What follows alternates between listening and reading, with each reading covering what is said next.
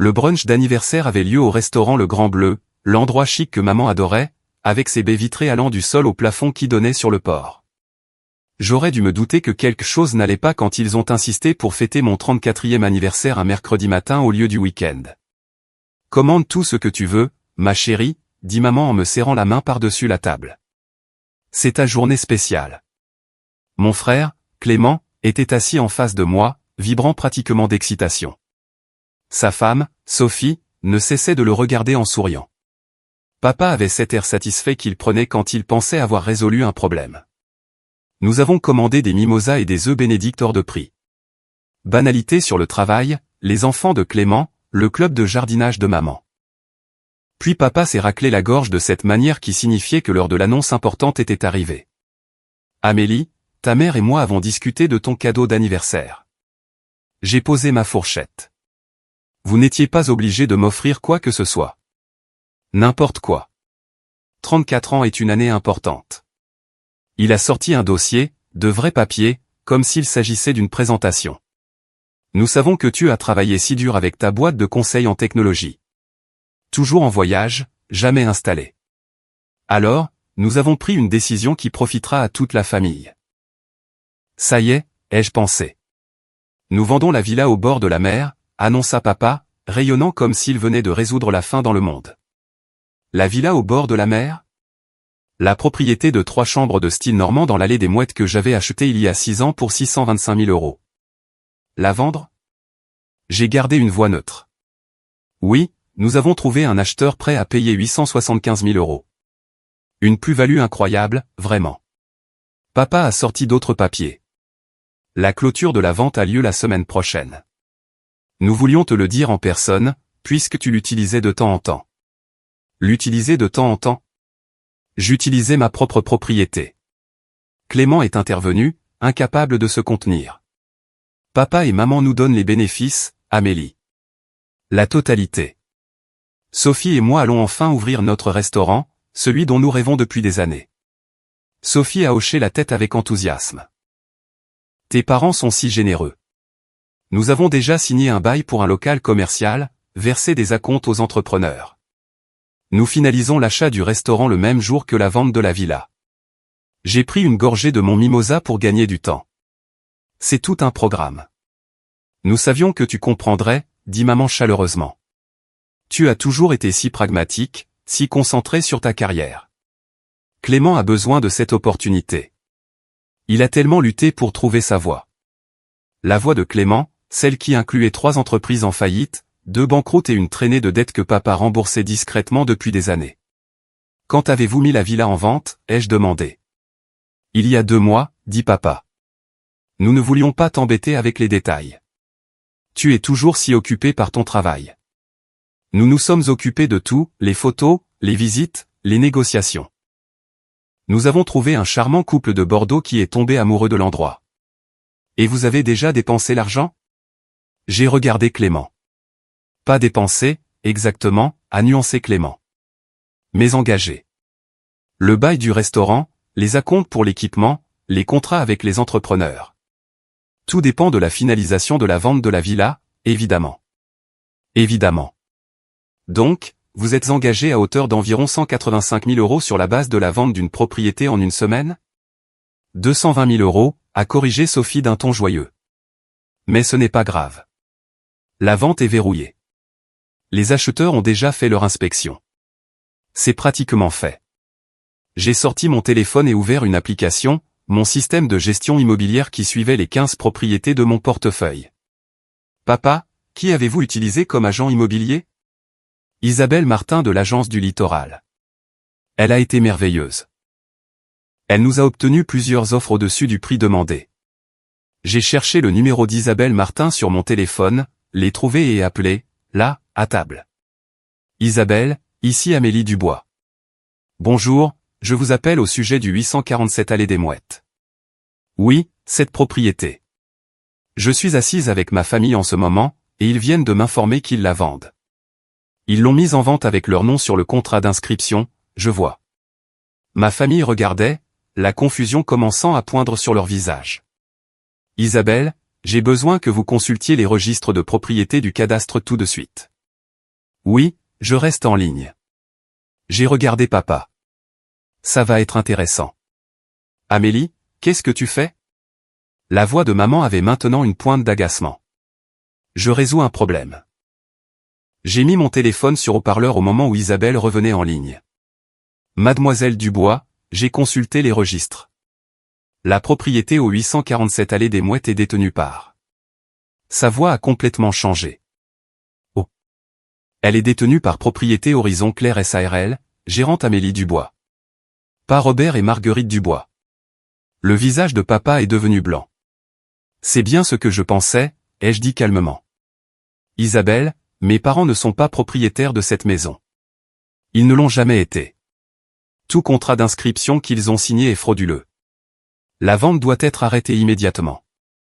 Oh mon Dieu, souffla Isabelle. Mademoiselle Dubois, je suis tellement désolé. Ils se sont présentés comme les propriétaires. Ils avaient les clés, des photos, une connaissance détaillée de la propriété. Mais je les ai laissés l'utiliser en tant qu'invité, pas en tant que propriétaire, j'ai regardé directement papa. Isabelle, veuillez contacter votre directeur d'agence immédiatement. Cette vente ne peut pas avoir lieu. Je suis la propriétaire légale, et je n'ai autorisé aucune vente. Je l'appelle tout de suite. Madame Dubois, je suis terriblement désolé. Nous allons retirer l'annonce et en informer les acheteurs immédiatement. Merci. J'ai raccroché. La table était complètement silencieuse. L'excitation de Clément s'était dissipée, remplacée par une horreur naissante. Sophie avait l'air sur le point de pleurer. Maman serrait sa serviette si fort que ses jointures étaient blanches. Tu es la propriétaire de la villa, a finalement réussi à dire papa. Je l'ai achetée il y a 6 ans. Achat comptant, sans hypothèque. Elle est dans ma SARL, Propriété Horizon Clair. J'en ai été la propriétaire depuis le début. Mais nous avons les clés. Nous y allons depuis des années. Parce que je vous y ai autorisé, en tant qu'invité. Je ne vous ai jamais dit que j'en étais la propriétaire parce que, honnêtement, je ne pensais pas en avoir besoin. Je supposais que vous vérifieriez avant d'essayer de vendre la propriété de quelqu'un d'autre. Clément s'est levé brusquement, sa chaise raclant le sol. C'est insensé. Tu nous as laissé croire que nous pouvions la vendre. Nous avons signé des contrats. Nous avons pris des engagements. Je ne vous ai rien laissé croire. Vous ne m'avez jamais demandé. Vous n'avez jamais mentionné que vous vendiez la villa. Vous l'avez juste fait et vous vous attendiez à ce que je la prenne à mon brunch d'anniversaire, apparemment comme un cadeau. Le restaurant, la voix de Sophie s'est élevée. Nous avons versé des acomptes. Nous avons signé un bail. Qu'est-ce qu'on est censé faire? Cela ressemble à une conversation que vous auriez dû avoir avant d'engager 220 000 € sur la base de la vente d'une maison qui ne vous appartient pas, papa a essayé sa voix autoritaire. Amélie, même si ce que tu dis est techniquement vrai, cette maison est dans la famille depuis. Arrête. Arrête tout. J'ai posé mon téléphone sur la table. Je vais le dire une seule fois. Cette maison n'est pas une propriété familiale. C'est ma propriété. Je l'ai achetée. Je paie les impôts. Je paie l'assurance. Je paie l'entretien. Elle m'appartient. Pas à vous, pas à la famille. À moi. Mais nous l'avons utilisée, a protesté maman. Chaque été, les vacances en famille, les anniversaires des enfants de Clément. Avec ma permission, que je peux révoquer à tout moment. Ce que je fais maintenant, en fait. Le visage de Clément est devenu rouge. Tu nous interdis l'accès à la villa le jour de ton anniversaire? Quel genre de personne fait ça? Le genre de personne dont la famille vient d'essayer de vendre sa propriété sans permission pour financer une autre de tes entreprises ratées. Ce n'est pas juste. Tu as eu 3 entreprises qui ont échoué, Clément. 3. Papa t'a renfloué à chaque fois. Combien a-t-il dépensé pour couvrir tes erreurs? 46 000 €? 70 000 €? Le silence confirmait que j'étais dans le bon ordre de grandeur. Ce restaurant allait être différent, dit Clément à voix basse. C'était ma chance de réussir enfin quelque chose. Alors trouve un moyen de réussir qui n'implique pas de voler mes actifs. Mon téléphone a vibré. Un SMS d'Isabelle Martin. Directeur prévenu. Annonce retirée. Agent de l'acheteur informé. Je suis vraiment désolé de ce qui s'est passé. Nous allons enquêter sur la manière dont cela a pu passer notre processus de vérification. Une autre vibration. Celle-ci du système d'alerte à la fraude de ma banque. Activité suspecte détectée sur la propriété 847 Allée des Mouettes. Transaction signalée et gelée en attente de vérification par le propriétaire. J'ai montré le SMS à papa. Mon système de gestion immobilière a une protection contre la fraude. Dès qu'Isabelle a essayé de traiter les documents pour une vente, cela a déclenché des alertes. La banque a tout gelé automatiquement. Nous ne savions pas que c'était une fraude, dit papa faiblement. Nous pensions que c'était une propriété familiale. Vous vous êtes trompé. Et maintenant, Clément est engagé à hauteur de 220 000 € dans des engagements qu'il ne peut pas honorer. Sophie pleurait maintenant, des larmes silencieuses coulant sur son visage. Nous allons tout perdre. Les acomptes, le bail, tout. Une partie de moi, une petite partie, se sentait mal. Mais la plus grande partie, celle qui avait travaillé 12 heures par jour pour bâtir mon entreprise de conseil, celle qui avait soigneusement investi dans l'immobilier pour se constituer un patrimoine, cette partie-là était furieuse. Vous avez pris des engagements sur la base d'actifs dont vous n'avez pas vérifié la possession. Ce n'est pas mon problème à résoudre. Alors, tu vas simplement nous laisser tout perdre ? La voix de Clément s'est brisée. Ton propre frère ? Vous étiez prêt à tout me prendre sans demander. Pourquoi devrais-je être plus généreuse que vous ne l'avez été ? J'ai quitté le brunch d'anniversaire sans manger, les laissant avec l'addition et les conséquences. Mon téléphone a sonné dans l'heure qui a suivi. Un numéro que je ne reconnaissais pas, Mademoiselle Dubois, ici l'inspecteur Durand de la brigade financière. Votre banque a signalé un cas potentiel de fraude immobilière concernant le 847 Allée des Mouettes. Pouvez-vous confirmer que vous n'avez pas autorisé la vente de cette propriété ? C'est exact. Mes parents ont tenté de la vendre à mon insu et sans ma permission. Étaient-ils conscients de ne pas être les propriétaires du bien ? J'ai pensé au visage de papa quand Isabelle a confirmé que l'acte de propriété était à mon nom. Je crois qu'ils supposaient que c'était une propriété familiale. Ils avaient tort. Souhaitez-vous porter plainte ? J'ai hésité. Des poursuites pénales contre mes propres parents. Pas pour le moment. Mais je veux qu'une main courante soit déposée pour que l'incident soit consigné. Compris. Nous allons clore l'enquête sans poursuite, mais l'incident sera documenté. Si ça se reproduit. Ça ne se reproduira pas. Après avoir raccroché, je me suis assise dans ma voiture sur le parking du restaurant et j'ai ouvert mon application de gestion immobilière. 15 propriétés, cette région, 3,8 millions d'euros de valeur totale. La villa au bord de la mer n'était qu'une pièce d'un empire que j'avais bâti discrètement en 10 ans. Un empire dont ma famille ne savait rien, car j'avais appris très tôt que l'argent faisait de vous une cible, pas un membre de la famille. Mon téléphone a de nouveau sonné. Je l'ai laissé aller sur la messagerie vocale. Puis maman a appelé. Messagerie vocale. Clément a envoyé un SMS. Tu vas vraiment me laisser tout perdre après tout ce que notre famille a fait pour toi ? J'ai fixé ce message pendant un long moment. Tout ce que notre famille avait fait pour moi. Comme quoi ? M'élever ? C'était le minimum syndical parental, pas une dette que je devais. Payer mes études ? J'avais eu des bourses et j'avais cumulé 3 emplois. M'aider à démarrer mon entreprise. J'avais tout monté par moi-même. Ce qu'ils avaient réellement fait, c'était de mépriser ma réussite, de minimiser ma carrière et de supposer que mes biens étaient les leurs à redistribuer. J'ai bloqué le numéro de Clément. Les retombées ont été spectaculaires. Clément et Sophie ont perdu leurs acomptes. 220 000 € partis en fumée. Le bail du restaurant est tombé à l'eau. Les fournisseurs d'équipements ont gardé les acomptes. Le restaurant de rêve de Clément est mort avant même d'ouvrir. Papa a appelé ça une tragédie familiale. Maman a pleuré auprès de la famille sur la façon dont j'avais détruit l'avenir de Clément. Des membres de la famille élargie que je connaissais à peine m'ont envoyé des messages sur la loyauté familiale et l'entraide. Aucun d'entre eux n'a demandé pourquoi Clément avait essayé de vendre ma propriété. Aucun d'entre eux n'a remis en question pourquoi mes parents avaient falsifié des documents de mise en vente. Aucun d'eux ne semblait se soucier que j'avais été victime d'une tentative de fraude. J'en ai bloqué la plupart. Mon avocate, Maître Leclerc, a appelé 3 jours après le brunch d'anniversaire. L'avocat de votre père m'a contacté. Ils veulent négocier. Négocier quoi? Ils prétendent que vous leur avez donné l'autorisation verbale de vendre la villa. Ils veulent que vous finalisiez la vente et donniez les bénéfices à Clément sous forme de prêt familial. J'ai vraiment ri. Non. Je leur ai dit que ce serait votre réponse. Mais Amélie, ils menacent de poursuivre. Ils affirment que vous avez fait des promesses, que vous les avez menés en bateau, que vous avez causé des dommages financiers. Qu'ils me poursuivent. J'ai tous les emails, tous les SMS, tous les documents. À aucun moment je n'ai autorisé quoi que ce soit.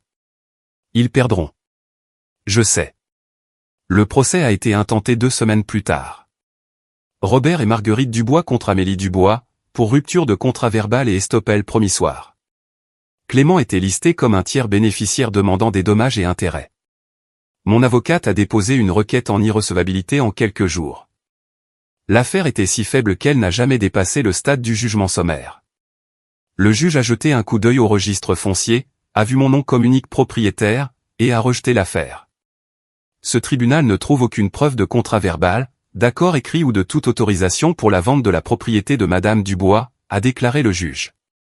La demande du plaignant est sans fondement. Affaire classée sans suite. Papa et maman ont été condamnés à payer mes frais de justice, soit 14 000 €. Clément se tenait devant le palais de justice après, l'air brisé. Tu es contente maintenant? Tu as tout détruit. Je n'ai rien détruit, Clément. C'est toi qui l'as fait. Tu as engagé 220 000 € sur la base de la vente de quelque chose qui ne t'appartenait pas. C'était ton choix. Nous sommes une famille. Une famille ne commet pas de fraude les uns contre les autres. Je ne commettais pas de fraude. Je pensais que papa était le propriétaire de la villa. As-tu demandé? As-tu vérifié? As-tu regardé l'acte de propriété? Vérifié la propriété? Fais les vérifications nécessaires avant de risquer une telle somme? Je me suis approché. Tu ne l'as pas fait parce que tu n'as jamais eu à être responsable. Papa a toujours nettoyé tes dégâts. Eh bien, je ne suis pas papa. Sophie est apparue, tirant Clément vers leur voiture. Elle m'a regardé avec une haine pure. J'espère que tu es fier de toi. Je suis fier d'avoir construit quelque chose qui mérite d'être protégé, ai-je dit, et je suis fier de ne pas vous avoir laissé le voler. 6 mois plus tard, j'ai vendu la villa. Non pas parce que ma famille m'y a poussé, mais parce que le marché était fort et que j'ai trouvé une meilleure opportunité d'investissement à Lyon. La maison s'est vendue pour 1 million d'euros. Chaque centime est allé sur mon compte professionnel. J'ai acheté 2 propriétés locatives à Lyon avec les bénéfices. Papa a envoyé un seul email après avoir appris la vente. Tu l'as vendue et tu ne nous as même pas offert une part. Cela nous dit tout ce que nous devons savoir sur toi. Je n'ai pas répondu. Maman a essayé une approche plus douce. Ma fille me manque. Pouvons-nous s'il te plaît parler? J'ai répondu, quand vous pourrez reconnaître que ce que vous avez fait était mal, nous pourrons parler. Pas avant. 3 points sont apparus, puis ont disparu. Aucune réponse n'est venue. Clément a déposé le bilan, son deuxième. Sophie a divorcé 6 mois plus tard. Papa et maman ont déménagé dans un appartement plus petit, leur retraite mise à rude épreuve par les frais de justice et le renflouement de Clément une fois de plus. Mon entreprise a prospéré. Mon portefeuille immobilier est passé à 22 unités dans 9 régions. Je suis sorti avec quelqu'un qui comprenait que les limites n'étaient pas de la cruauté, elles étaient le respect de soi. 1 an après le brunch d'anniversaire, j'ai reçu une lettre, écrite à la main par papa. Amélie, j'ai passé 1 an à essayer de comprendre comment nous en sommes arrivés là. Ta mère et moi croyions sincèrement que la villa était une propriété familiale. Pas légalement, je comprends maintenant que nous avions tort sur ce point, mais moralement. Nous pensions que parce que nous l'avions utilisée pour des réunions de famille, parce que nous y avions créé des souvenirs, qu'elle nous appartenait à tous d'une certaine manière. Nous avions tort. Je le vois maintenant. La maison a toujours été la tienne. Le choix de la partager a toujours été le tien. Et nous avons trahi ta générosité en essayant de prendre quelque chose que tu n'avais jamais offert de donner. Clément a appris de dures leçons cette année. Moi aussi. Je suis désolé que nous ayons essayé de vendre ta propriété. Je suis désolé que nous t'ayons poursuivi en justice. Je suis désolé que nous ayons fait passer nos désirs avant tes droits. Je n'attends pas de pardon. Je voulais juste que tu saches que je comprends maintenant. Tu n'as pas été cruel. Tu protégeais ce que tu avais construit. J'aurais dû en être fier au lieu d'essayer de te le prendre. J'ai lu la lettre 3 fois. Ce n'étaient pas des excuses complètes. Ça n'effaçait pas la blessure, mais c'était quelque chose. Je n'ai pas répondu immédiatement, mais je ne l'ai pas jeté non plus. 2 mois plus tard, j'ai envoyé un SMS à maman. Un café? Sa réponse a été immédiate. Oui, s'il te plaît. Samedi, 10 heures, en centre-ville. Nous nous sommes rencontrés dans un café neutre. Maman avait l'air plus âgée, plus petite. Elle m'a serré fort dans ses bras et ne m'a pas lâché pendant un long moment. Tu m'as manqué, a-t-elle murmuré. Toi aussi, tu m'as manqué. Nous nous sommes assises avec nos cafés, le silence gênant au début. J'ai lu la lettre de papa, ai-je dit. Il pensait chaque mot. Nous deux. Elle a enroulé ses mains autour de sa tasse. Amélie, nous avons eu tort. À propos de la villa, du restaurant de Clément, de tout. Nous avons traité ton succès comme s'il s'agissait d'un bien communautaire, et c'était injuste. C'était plus qu'injuste, maman. C'était de la fraude. Elle a tressailli mais a hoché la tête. Oui, c'en était. Et je suis désolé. Que se passe-t-il avec Clément? Il travaille dans le bâtiment, il rembourse ses dettes. Sophie a emmené les enfants chez sa mère en Alsace. Il les voit 1 fois par mois. Elle a ravalé des larmes. Il apprend ce que c'est que de toucher le fond. C'est peut-être ce dont il avait besoin. Peut-être. Mais c'est difficile de voir son enfant souffrir, even when they cause their own suffering. Surtout dans ce cas. Nous sommes restés silencieux un moment. Puis maman a demandé, peux-tu nous pardonner? Un jour. Je ne sais pas encore. Mais je suis prête à essayer. Entièrement? Avec des limites? Des limites, a-t-elle répété. Nous pouvons mettre des limites. Plus de suppositions sur ma propriété. Plus de traitement de mes biens comme des ressources familiales. Plus de renflouement de Clément. D'accord. Et si je partage quelque chose avec vous, ma maison, mes ressources, mon temps, c'est un cadeau, pas un dû. Compris. Elle a tendu la main sur la table, sa main planant près de la mienne. Je t'aime, Amélie. Je suis fier de ce que tu as construit. J'aurais dû le dire il y a des années. Je l'ai laissé prendre ma main. Je t'aime aussi, maman. Ce n'était pas le pardon. Pas encore. Mais c'était un début. Mon empire immobilier a continué de croître. 25 propriétés. 30, je les construis avec des limites claires et une documentation minutieuse. Tout par écrit. Tout protégé. Clément a finalement envoyé un SMS. Je comprends maintenant. Ce que tu protégeais. Je suis désolé d'avoir essayé de te le prendre. J'ai répondu, merci. C'était suffisant pour le moment. La villa au bord de la mer avait disparu, mais la leçon restait. Mon succès était à moi de le construire, à moi de le protéger, à moi de le partager ou non, selon mes propres termes. Et quiconque ne pouvait pas respecter cela n'avait pas sa place dans mon empire ou dans ma vie.